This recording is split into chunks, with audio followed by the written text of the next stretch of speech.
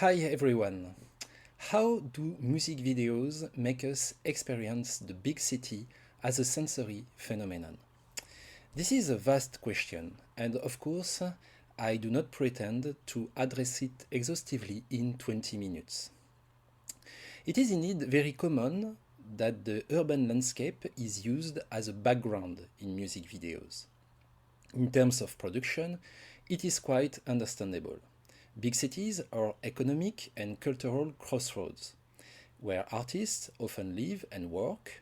So, for an industry of low production budgets and short shooting durations, like music video, it's often easier to shoot in the city.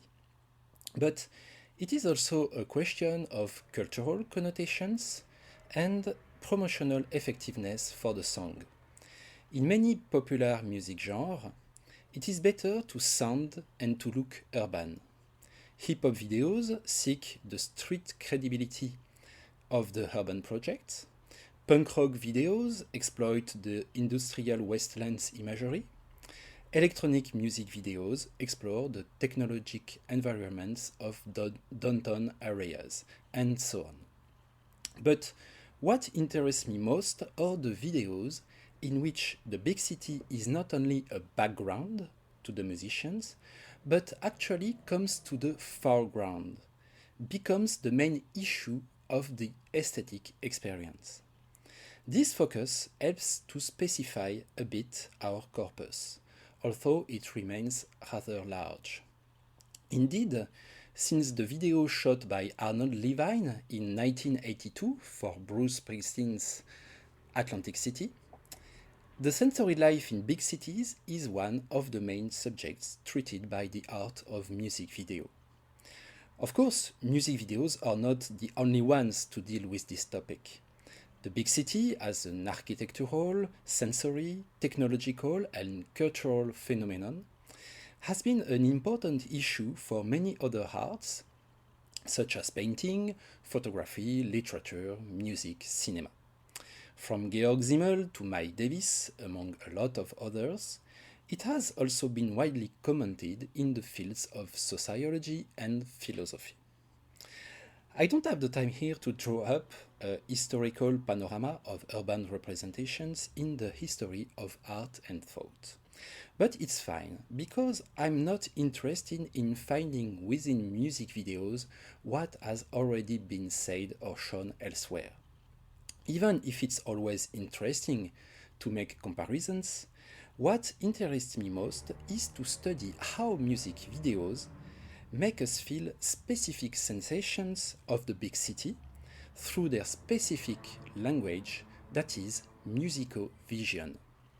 What I call musico-vision is not just any form of relation between music and images, but a relation in which music comes first in the composition process. A relation in which it is not the music that goes along with the images, but the images that flow from the music. A relation in which the music is the only occupant in the soundtrack, without any interference of noise or dialogue. A relation between music and images that can sometimes be found elsewhere, but that is, so to speak, the specialty of music video. Accordingly, the approach of urban space in music videos should not entirely depend on the dominant optical conception of space. It should be closely linked to the ability of musicovision to make us feel differently the space itself through the you. So, the main question here is not how music videos show the urban space. That wording would imply that music videos target mainly the eye of the viewer. Rather, the main question will be how do music videos make us feel the urban space as a musico-visual phenomena? That wording would imply that music videos target the ear as much as the eye of the viewer, who is also a listener, of course. And subsequently, another question: how do music videos contribute this way to a critical understanding of our relationship with the urban environment. In this process, there are also other characteristics of music videos that will come into play, especially their short duration, their quick editing, and their tendency to experiment with filmic forms. This is what we will now examine with a few selected examples of cutting-edge music videos that I believe are both interesting cases to study and interesting musico-visual experiences to have. This is why I warmly recommend you to listen to the following music videos not with an anemic computer speaker, but with a good pair of headphones and with the volume at full, of course, even if the clips will be quite short. From now, I will switch off my camera.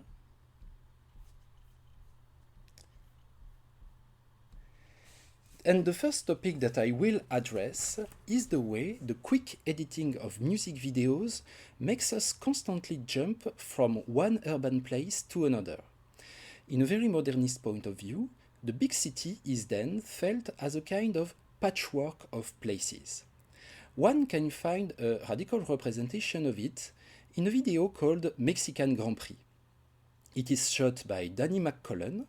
The music is by post-rock band Mogwai. The city is Glasgow in Scotland. You will see that the editing is very quick. It is almost violent for the eye. But everything is fine for us because the images are perfectly synchronized to the music. It is actually a radical example of cutting on the beat. Everything that is percussive in the music leads to a cut in the image. So what I find interesting here is the way the music underlies the rapid editing and gives coherence to these fragmented views. In other words, if we want to enjoy this video, we have to really let ourselves go with the music.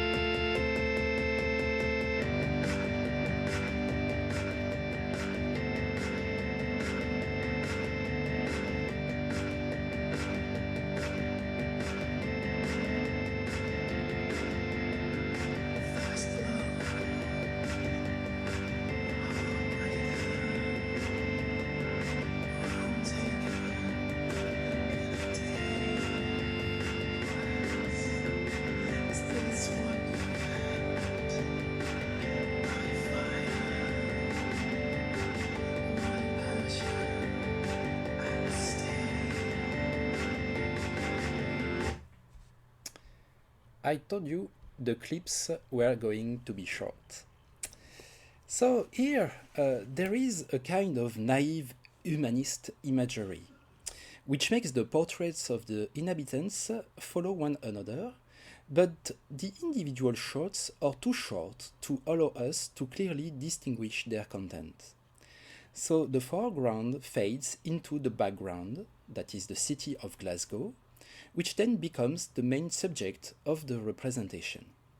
Since each image is too fast to be clearly distinguished, otherwise we will be totally exhausted, we have to go along to a musico-visual flow, which builds a dynamic portrait of a city in constant movement. Here, the exploration of the city was rather dynamic and joyful. This, of course, is largely due to the mood of the music. According to the laws of audiovision by sound film theorist Michel Chion, the music and the images constantly communicate their moods to each other. So the next video is about how urban representation is impacted by a more stressful kind of music. This video deals with a typical problem of contemporary big cities. That is the omnipresence of digital advertising screens. These digital screens are not traditional advertisement. Their movements and brightness are permanent traps for our attention. They are centripetal images, which invade the public space and constantly spring towards us. How can one make this perceptive state be felt in a music video? By synchronizing in an extreme way the centripetal movement of the luminous pixels of the screens on a very fast and percussive music, as we can both listen and watch in the video called Terminal Slam. It is shot and edited by a Japanese digital artist Daito Manabe with the help of a very recent synchronization software. The music is by electronic artist Square Pusher. The city is Tokyo and its futuristic downtown, and it is felt as a perceptual nightmare in the musico-visual matter of this video.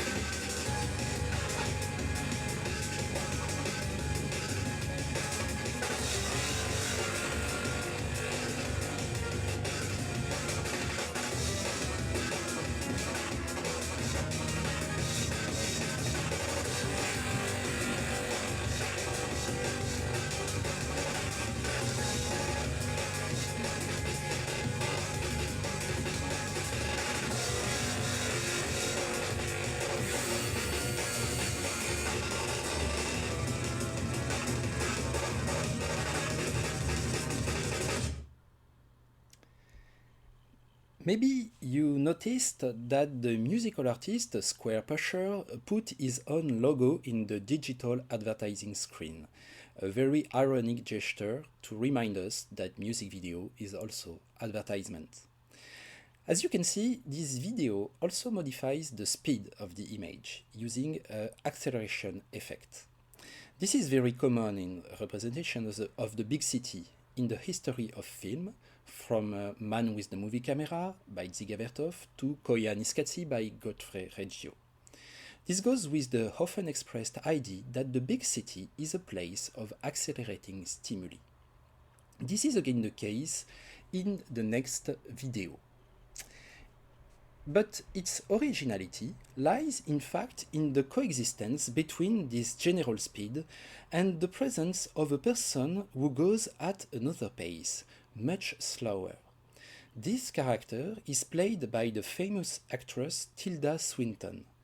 During the shooting, she made very slow movements, while the camera was shooting the urban life around her in time-lapse. The city is London. The video is called The Box. It is shot by Luke Luze. The music track is by electronic band Orbital. What is interesting in a musical vision perspective is that this track has two different rhythms. The pace of the beat and the bass is fast, like the traffic, while the pace of the main melody line is much slower, like the alien character played by Tilda Swinton. So the coexistence between two different rhythms is not only in the image, it is in the music first. This makes us feel more clearly the rhythmic shift which carries a critique of the speed of modern life.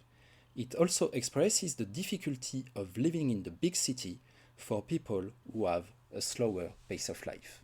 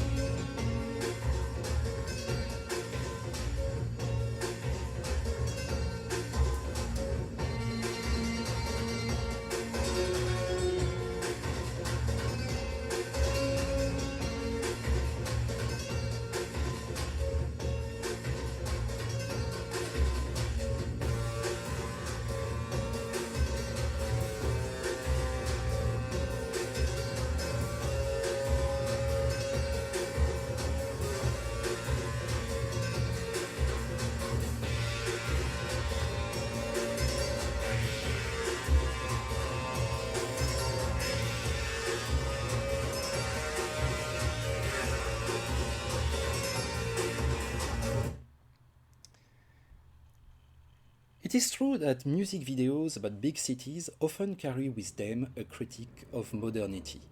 The two previous videos, Terminal Slam and The Box, have a pessimistic, even nightmarish musical vision of the big city. Now I propose to go back to a softer and more positive feeling of the big city, even if the human being almost completely disappears in the next video. It is shot and edited in the delicate and playful poetic inspiration of well-known director Michel Gondry. It is an original portrait of the city of Paris, which shows that urban space is a space full of written words. Advertisings, restaurant signs, show posters, street signs. Everywhere one looks, one can see written words. To use the title of an old video installation by Geoffrey Shaw, the big city is a legible city, or so to speak, a readable city. One could feel oppressed by that, but Gondry invites us to see it as a poetic thing. What is specific to the music video here? It is the relation to the lyrics of the song.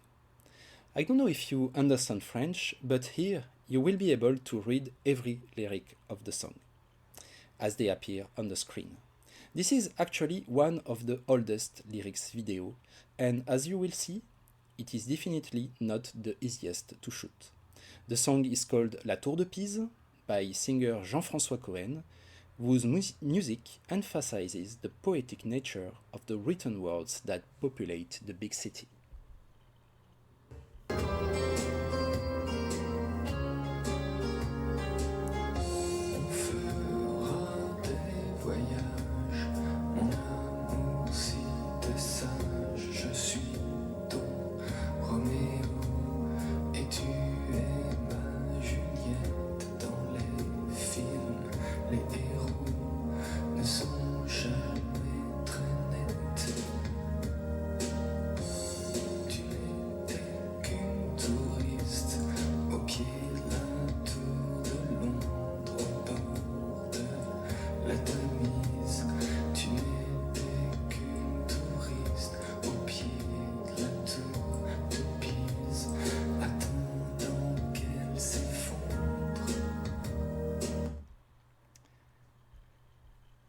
Maybe you noticed that there are mentions of other cities in this video, other cities like Pisa in Italy or London in England, that suggest that a city is also a medium for the imagination, a place where one can dream of other cities. Far from the well-known MTV era author Michel Gondry, I propose to end this presentation by discovering an interesting director of the YouTube era, which is called Kevin MacLachlan. In his videos for electronic composer Max Cooper, MacLachlan often mixes real shots and computer-generated images, synchronizing them very closely to the music. It is a good example of the great malleability of the image reached in the digital era, a musicalized image that evolves easily between representation and abstraction. It is interesting because precisely the sensory life in big cities is not only a matter of representation, it is also a matter of rhythm, of movement, of light, of energy, which are even better expressed by the use of abstraction. This plasticity of the image between recognizable places of the city and the feeling of pure movement and lights, going with an urban electronic music that one could easily hear in this context, can be understood as a very complete way to express the life in big cities. Here, the city is Dublin, and the video is called Resynthesis.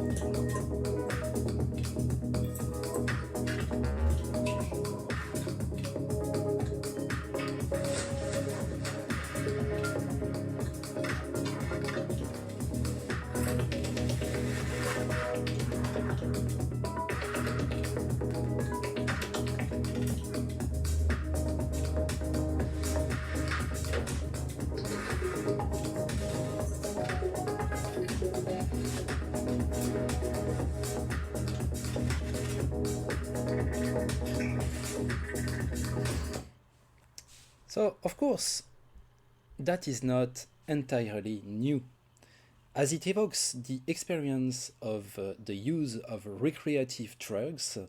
It can remind us of some urban symphonies of the psychedelic era, like the movie San Francisco by Anthony Stern with the music of Pink Floyd. But the contemporary image technique and editing softwares that make possible an extreme synchronization between music and images are interesting ways to pursue this artistic adventure. The beauty of these videos is also that they are not only for happy few viewers of experimental cinema. Everyone has access to it. It's only a couple of clicks away on YouTube. It's a little bit like a dream made in their time by Walter Benjamin or John Dewey, a dream of technological popular shows that make us feel our everyday environment more deeply as aesthetic phenomena. Thank you very much for your attention.